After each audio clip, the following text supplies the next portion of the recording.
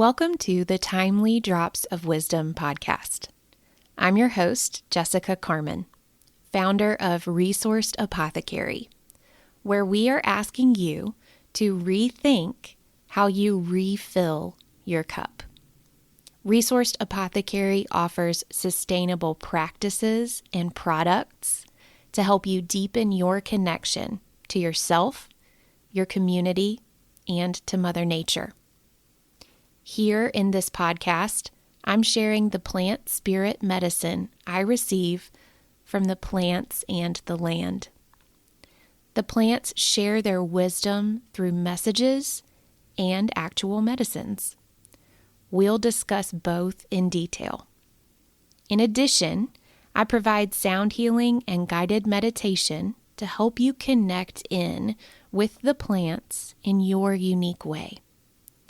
And I offer suggestions for integrating all of this into your life with rituals and practices that are both manageable and powerful. I'm thankful you're here. Let's get into today's topic.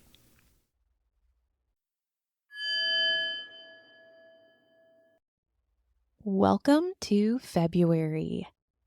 This month, we are working with Mugwort and Larimar. In December and January, we focused on finding space and time and grounding our energy, really strengthening that root chakra, finding safety, security, support, not only outside of us, but inside as well. And as we follow the path of energy through our chakras, we feel it rising and starting to move into the sacral chakra.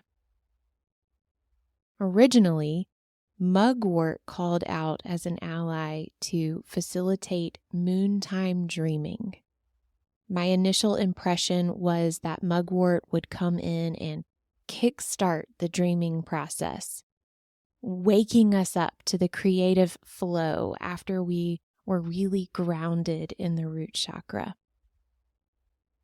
I love that it was Mugwort who came in to follow Pine.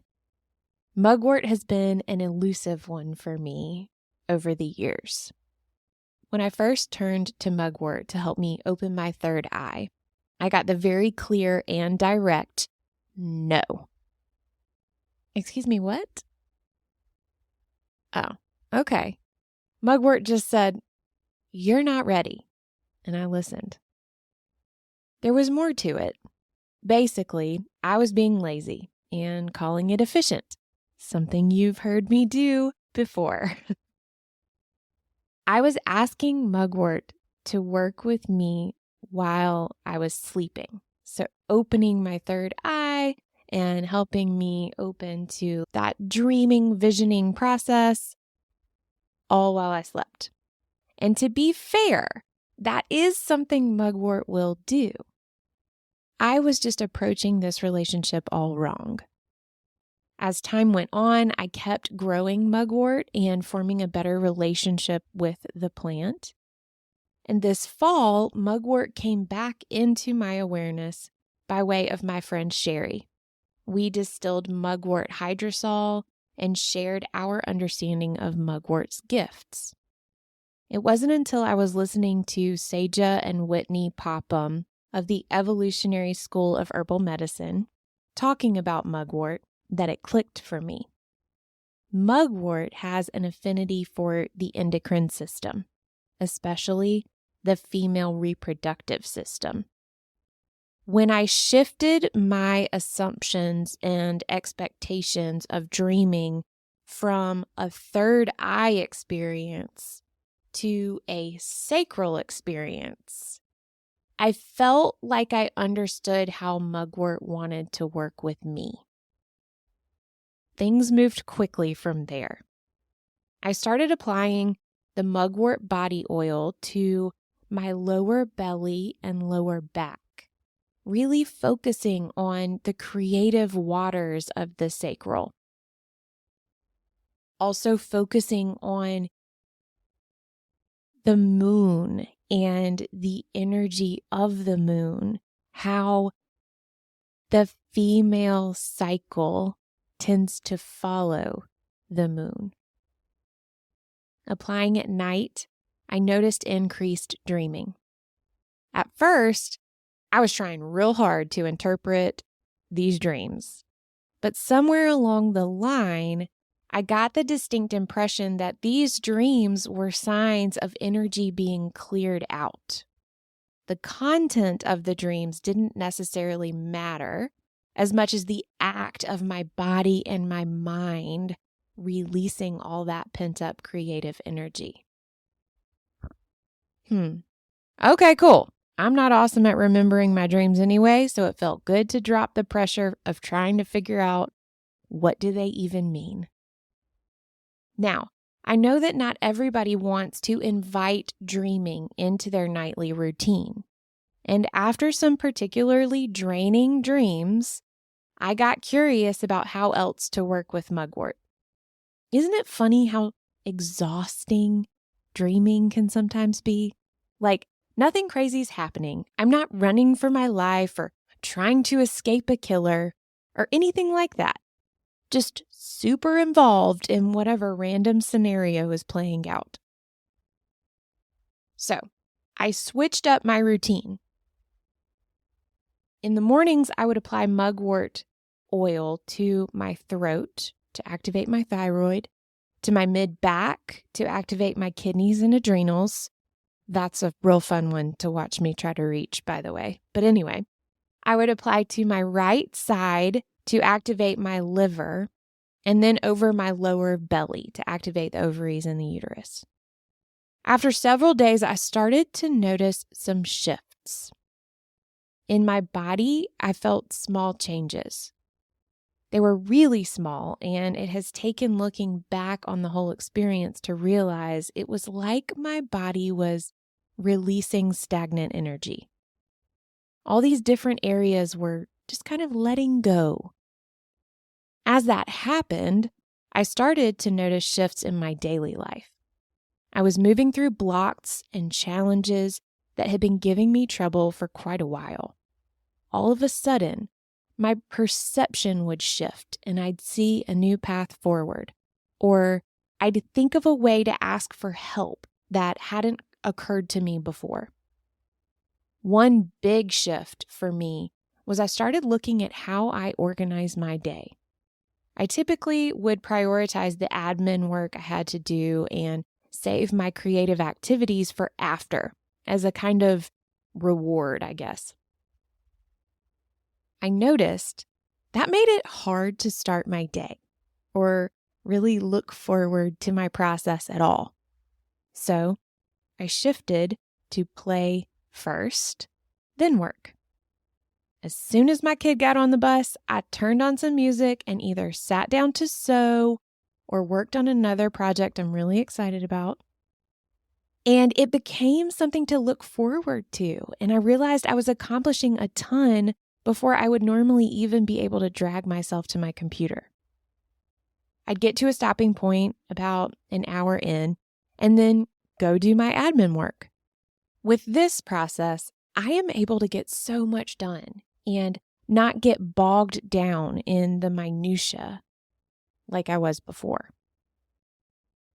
Now you might be thinking, okay, Jessica, thanks for sharing your story, but that's you and my life doesn't look like yours, so mugwort can't help me. To which I will reply, I know that story is super specific, but I'm trying to illustrate that mugwort, nor any other remedy for that matter, is not going to come in and completely transform your life overnight. It's not going to completely transform you overnight. In fact, if you aren't open to the process and don't pay attention, you might just feel like you're using a delightful moisturizing oil. Because let's be honest, it is still a delightful oil, even if you aren't working with it on a deeper level. But I digress. I'm trying to show you how shifts will start happening that you could miss if you're not paying attention. But if you keep at it, there will be no denying the shifts. Your job is to explore. Hey, I've been butting my head up against this brick wall, and I had an idea this morning about an easier way. Maybe I should follow that thread. Or, hey, this routine I have just is not for me. Wonder what else is out there. Or, I feel like speaking up about this topic I've been keeping quiet about. Let's see what happens. And I do want to say, I'm not sure I can devote all the credit here to Mugwort. We've been doing this powerful grounding work with pine. Is it pine or is it mugwort? My answer here is both.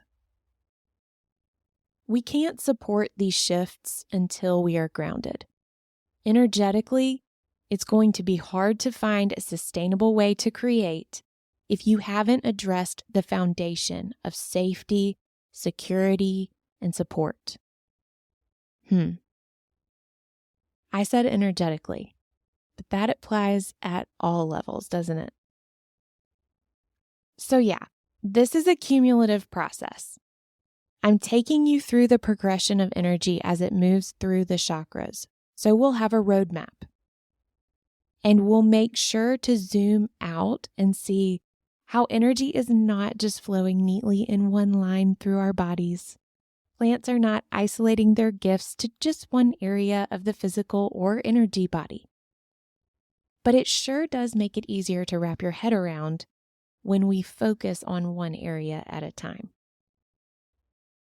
And on this journey through the chakras, it feels like Mugwort is helping us move from the root to the sacral. It's as though the path has been blocked with stagnant energy and old beliefs that no longer serve us, and Mugwort is coming in to move all that and activate the waters of the sacral. If you remember back to the beginning of this episode, I mentioned Larimar. Larimar is a crystal that is mainly found in the Dominican Republic. It is coming in strong, and I look forward to preparing Resourced Apothecary's first gemstone essence for you and sharing more about Larimar and how it is working with Mugwort to bring these shifts and dissolve blocks. Though February is short, we've got big work to do.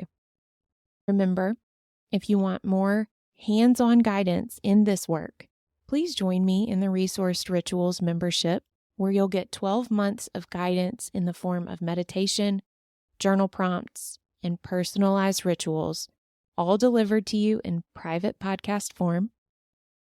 There is also an option to have the corresponding products for each theme delivered right to your door. You can find more information on the Resourced Apothecary website that's linked in the notes for this episode. As the light starts returning here in the Northern Hemisphere, there is energy building. May we all remember the power in letting that energy build. No need to rush into big action yet. Just keep letting it build, and perhaps start to dream of what's coming, knowing that what is coming will serve your very highest good. Until next time, big love, my friend.